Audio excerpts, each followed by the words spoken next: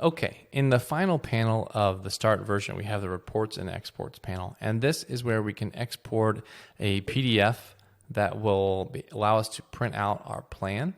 And then what I'll generally do is print that out and tape it to the 12 o'clock in the surgical suite as a quick reference. And if you're not doing the surgery, but you planned it, maybe you send that off to your surgeons so they can reference kind of what your ideal placement is.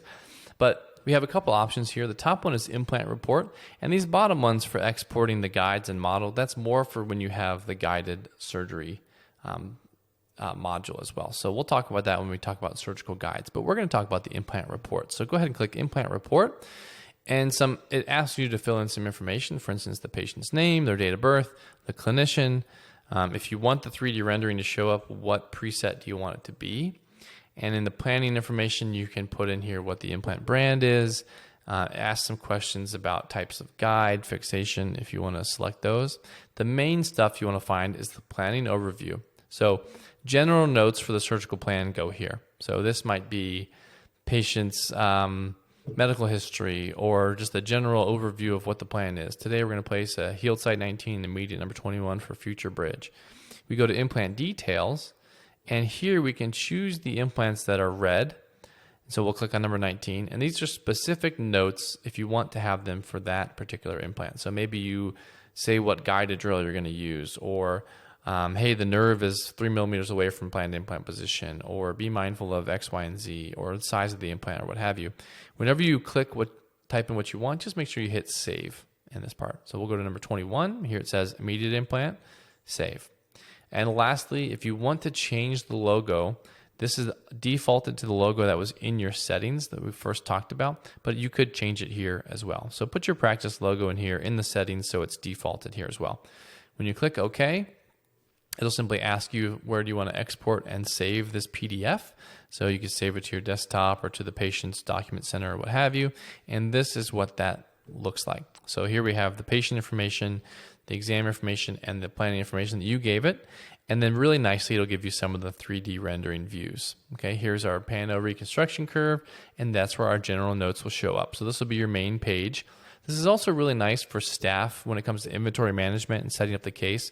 If you print this, every page has the patient's name on it, and this will even say the manufacturer of the implant, the model, the size, and if you chose an abutment, it'll have all that information. So a lot of times the staff will take this, and it's kind of like an inventory checklist, right?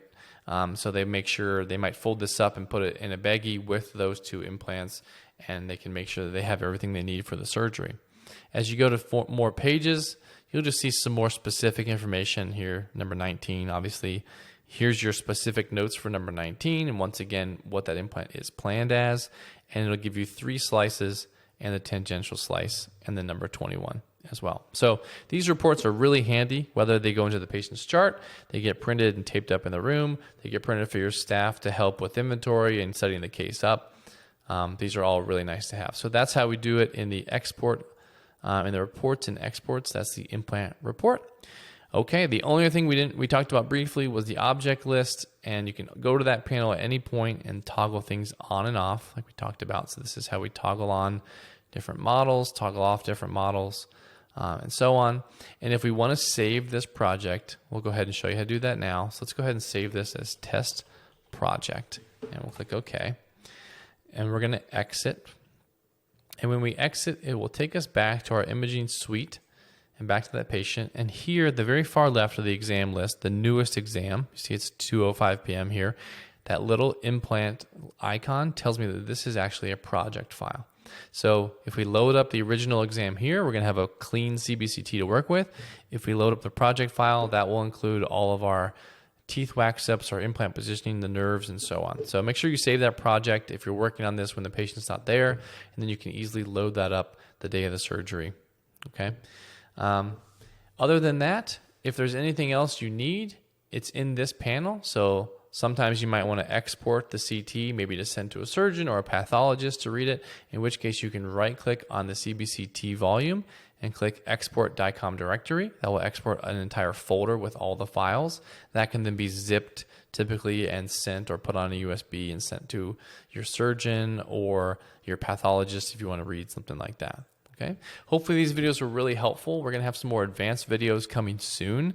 If you have some of the more advanced techniques, whether it's guided surgery or advanced implant treatment planning, and look forward to hearing from you and your feedback on these videos. Okay. Good luck.